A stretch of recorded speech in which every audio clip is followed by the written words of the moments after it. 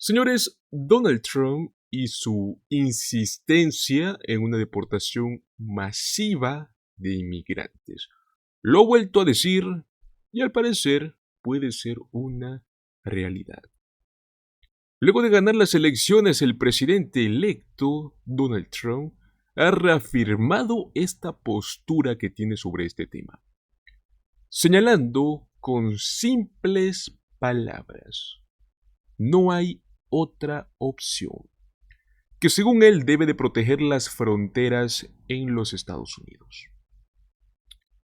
Este pasado jueves, Donald Trump habló con NBC News y reiteró que una de sus principales prioridades al asumir el cargo en enero, la primera que va a hacer ni bien pise la Casa Blanca, será hacer que la frontera de Estados Unidos sea fuerte y poderosa. As part of my plan to secure the border on day one of my new term in office, I will sign an executive order making clear to federal agencies that under the correct interpretation of the law, going forward, the future children of illegal aliens will not receive automatic U.S. citizenship.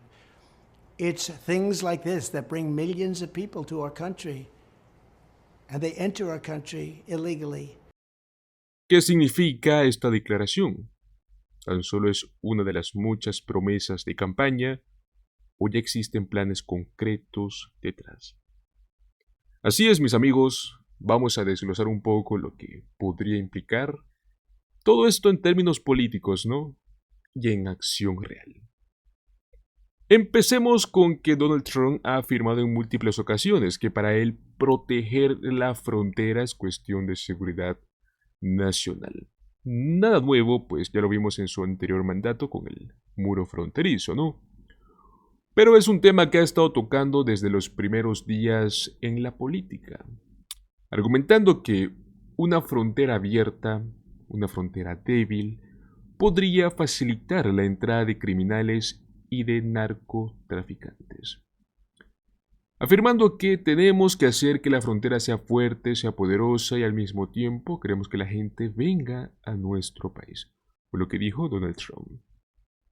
Con esta afirmación parece que está buscando este balance entre sí permitir la inmigración, pero al mismo tiempo garantizar que quienes entren lo hagan de una forma controlada, ¿no?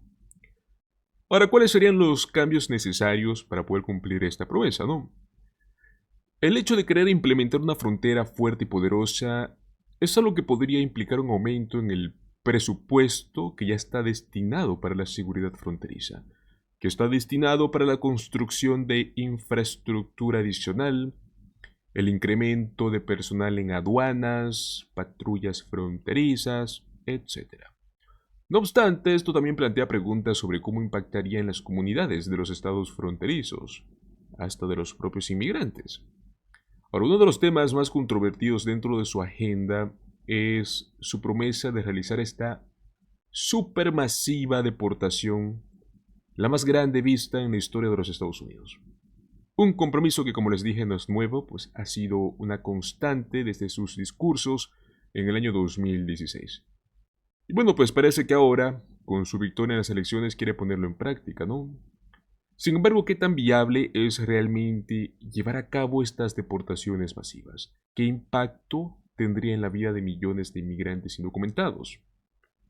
Cuando le preguntaron si tenía alguna preocupación sobre los costos de su plan, él respondió contundentemente: no es una cuestión de precio, es simplemente no tenemos otra opción. Una respuesta que para muchos fue un shock, pues nos demuestra esta postura inflexible frente a los aspectos humanos y logísticos, ¿no?, de una política de esta magnitud. Ahora, para poder entender el alcance que tiene esta promesa, yo creo que debemos de pensar en lo que va a requerir en términos prácticos.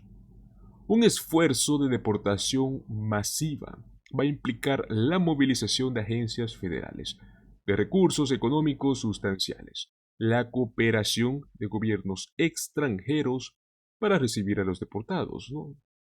Ya representa este reto logístico, que yo creo que es monumental, y plantea preguntas éticas, ¿no?, sobre el trato a las personas involucradas. Cuando me refiero a aquí es una logística increíble lo que van a tener que hacer. Podemos tomar como ejemplo a El Salvador, ¿no? Con el presidente Bukele, que lo que él hizo con el tema de los pandilleros y los criminales fue una logística enorme. Ahora pongamos en Estados Unidos, hoy país en potencia mundial, país número uno prácticamente, es otro nivel.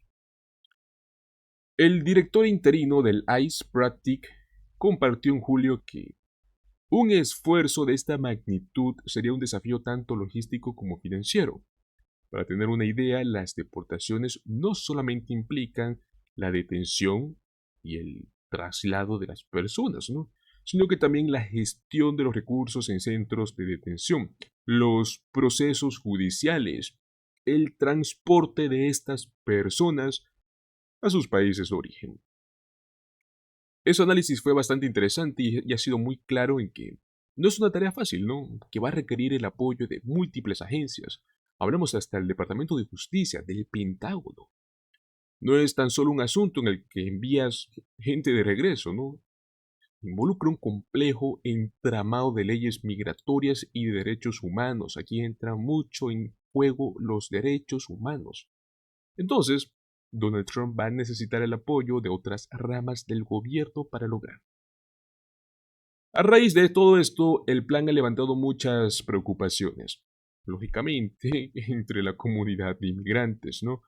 Activistas, líderes comunitarios, todos temen que una política tan agresiva genere un ambiente de miedo, una tensión entre los inmigrantes indocumentados, lógicamente, y en especial aquellos que han vivido en Estados Unidos durante años, que de algún modo contribuyen a la economía, contribuyen a la sociedad. Además, el impacto psicológico que ya está creando desde este día estas medidas es algo que podría afectar también a los hijos de inmigrantes. Aunque son ciudadanos estadounidenses, temen a la deportación de sus padres. Esta retórica de Trump ha sido muy criticada por algunos como una estrategia divisoria, una que busca ganar el apoyo de su base política a costa de las minorías, ¿no? Hubo como que un documental de varios activistas que comentaron que este tipo de discursos están creando un ambiente hostil donde las familias sienten que están, pues, bajo amenaza. Curiosamente, Donald Trump ha ganado un número significativo de votos entre los latinos, lo cual parece contradictorio, ¿cierto? Si lo vemos a primera vista, dado el enfoque duro que tiene con la inmigración. Es más, él mismo lo mencionó durante una entrevista que los latinos apoyan sus políticas de seguridad fronteriza, que desean una migración ordenada. Entonces, esto ha sido interpretado como un cambio en la percepción de algunos latinos, los que ya tienen papeles, los que ya son ciudadanos, que priorizan la seguridad y la legalidad en las fronteras. Como bien dice el dicho, ¿no? No existe peor enemigo para un latino que otro latino. Pero bueno, esto ya nos muestra que su retórica puede ser divisiva, pues ha sabido conectar con ciertos sectores de la comunidad latina que priorizan estos temas. Ahora, ¿realmente representa una tendencia significativa o es tan solo uno de muchos fenómenos pasajeros? Esta pregunta ha sido este tema de estudio y debate entre muchos analistas, los cuales aún no buscan entender cómo es que el discurso de Trump puede resonar con estas comunidades. Ahora bien, también en la misma entrevista él aprovechó esta oportunidad para hablar sobre sus relaciones diplomáticas, las llamadas que ha tenido con líderes mundiales desde esta reelección. Según él, ya ha hablado con al menos 70 líderes, entre ellos tenemos a figuras claves como lo es Benjamin Netanyahu, con Volodymyr Zelensky y otros mandatarios internacionales. Yo creo que es muy importante que notemos que esta red de contactos internacionales es la que podría influir en su capacidad de implementar políticas internas, ya que pues el apoyo o el rechazo de estos países puede afectar los acuerdos y las relaciones diplomáticas. Por ejemplo, Benjamin Netanyahu expresó su deseo de fortalecer estos lazos entre Estados Unidos e Israel en esta nueva etapa, ¿no? Estas alianzas podrían fortalecer la posición de Trump en temas como seguridad fronteriza, ya que el respaldo de los líderes internacionales añade esta legitimidad a sus decisiones. Una de las promesas más ambiciosas de Trump ha sido su afirmación de que podría poner fin a este conflicto entre Rusia y Ucrania en las primeras 24 horas. Recordemos que en varias ocasiones ha dicho que él podría negociar un acuerdo que beneficie a ambas partes. Una declaración que ha sido recibida con escepticismo y dudas, ya que este conflicto es tan complejo y los intereses en juego son tantos que lo convierte en un reto diplomático muy pero muy considerable. Muchos afirman que la promesa de Trump es prácticamente poco realista. Resolver este conflicto va a requerir de años de negociaciones, de concesiones, un entendimiento profundo de las dinámicas de poder en la región. Sin embargo, también esta promesa podría verse como una estrategia de campaña, ¿no? La cual funcionó, por cierto, para atraer a aquellos que desean la paz y la estabilidad global. Y bueno, señores, para continuar con el tema de la migración, de esta deportación masiva, como les mencioné, él va a necesitar de mucho apoyo, ¿no? Y hoy tenemos una nota también interesante sobre esto, donde afirman que la policía de Massachusetts no estaría colaborando con estas deportaciones.